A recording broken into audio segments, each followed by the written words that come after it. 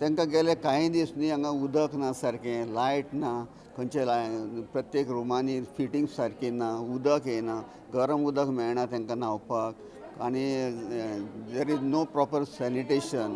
ताका लागून there is unrest between the student. आतां भुरग्यांचे एग्जामी आसा, भुरग्यांचे एग्जामी आसा जाल्यार तांकां लायट नासतना कशी शिकतली भुरगीं, चर्यांनी सतयता.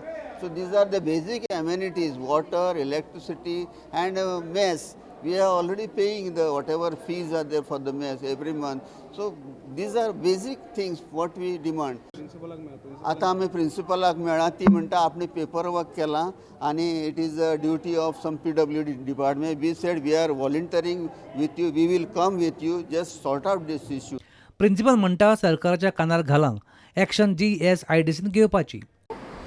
We have written to the concerned departments multiple times and also met them personally. This has been going on for quite some time.